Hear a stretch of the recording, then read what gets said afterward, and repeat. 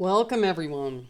Well, you've reached Grandma Mo, and whew, boy, the playoffs have started early, that's for darn sure.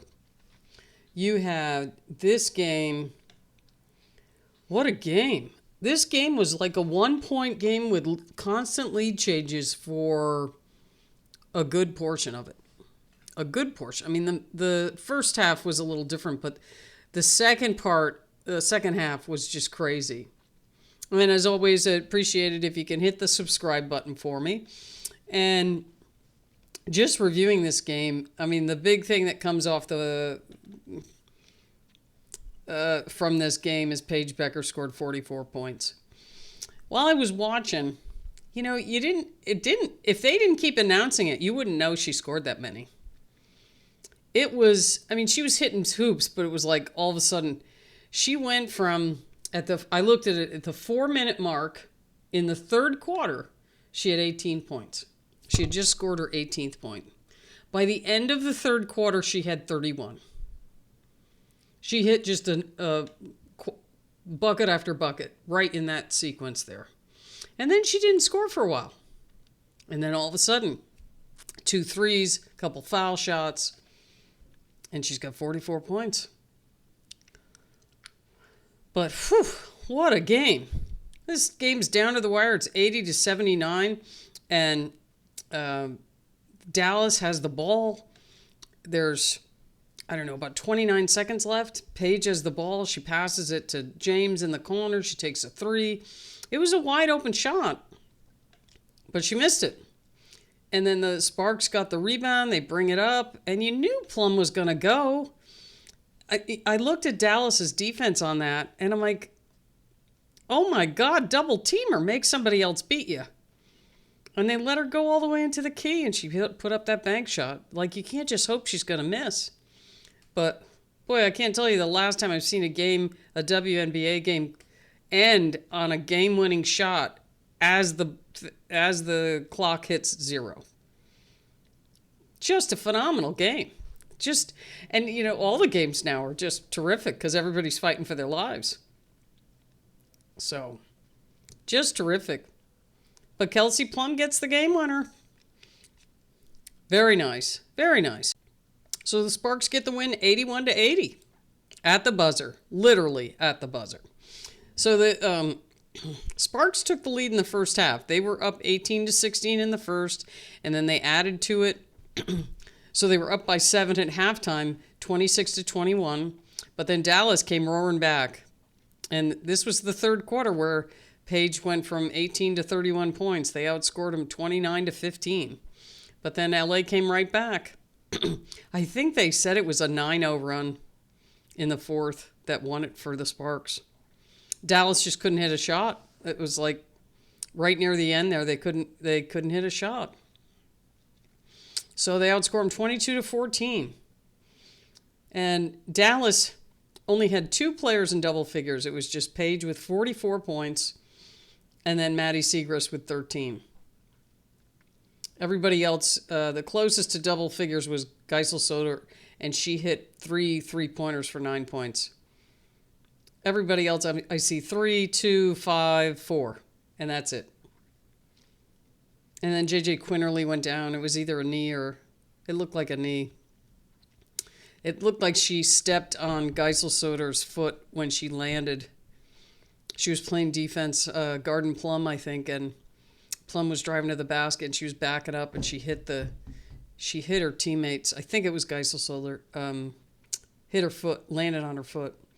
So looking at the scoring, there's not really much to tell.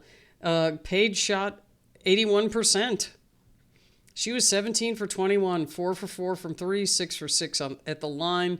She had 4 rebounds, 3 assists. She had 3 turnovers and 1 steal. 44 points. That's a bang-up game, but you would think she would have kept the ball.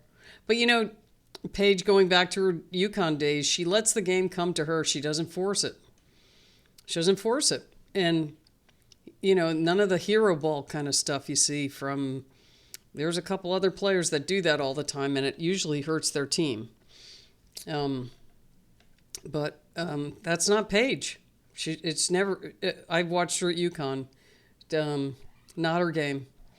So Maddie Siegrist, she was 3 for 5 from three, 4 for 6 from the line. She was 3 for 9 overall, 13 points. And then Haley Jones, she only took 5 shots. She had 4 rebounds. She was kind of in and out of the game. She only had 3 points. She hit 1 3-point shot. So, and then you had, let's see, Grace Berger had 2 points. She was 1 for 6. She had 7 assists, 6 rebounds.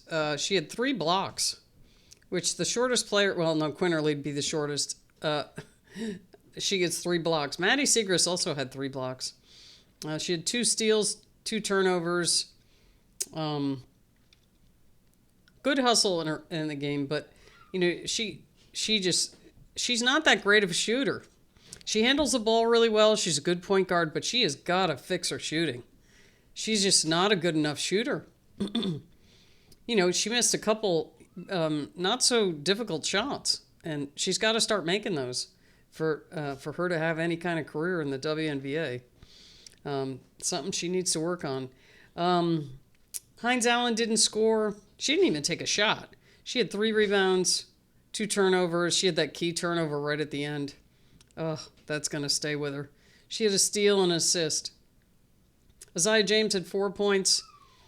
That 3-pointer she took at the end was her only 3-pointer. It would have been nice if she had a few more shots in the game just to have a feel for it, to take a shot like that at the end of the game and you haven't even taken one in the whole game. Diamond Miller played for 2 minutes and she didn't score. Let's see. The Dallas outshot the Sparks in every respect. They were 48% from the floor, which a lot of that is 80% from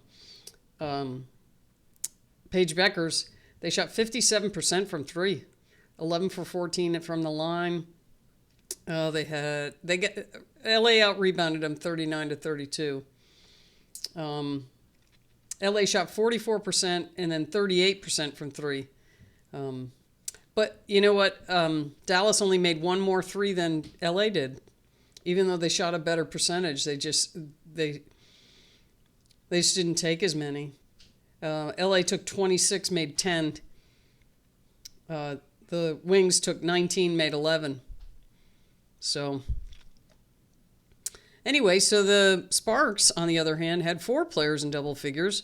You had Rakia Jackson, 25 points. On the telecast, they had her as player of the game. She was 6 for 7 from 3. That's phenomenal. She was 9 for 15 overall. She had 5 rebounds. But she's got to clean up her ball handling. She's a really good player, but she turns the ball over.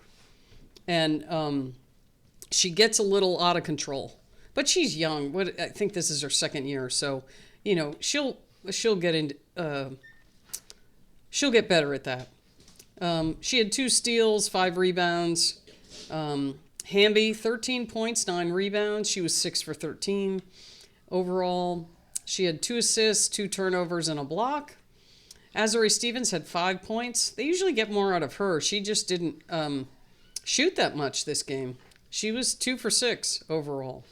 1 for 2 from 3. She had 6 assists and 8 rebounds, though. So she was contributing in other ways. Plum gets the game winner. She had 20 points. She shot 9 for 23 overall, but she's shooting bad from 3. She's still doing that this way instead of this way. You watch her 3-point shot, and you can almost always tell when it's going to miss. Because she throws that straight, like, instead of getting some arc and jumping up and pushing through up. She does that kind of push shot sometimes.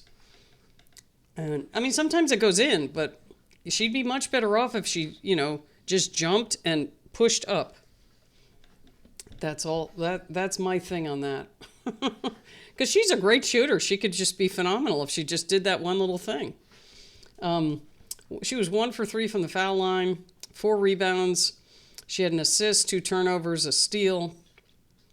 Alamon didn't score, but she had 8 assists and 3 rebounds. She only took 1 shot, though. Cameron Brink, 11 points. She was 5 for 9. 1 for 3 from 3. She had 8 rebounds, 2 turnovers.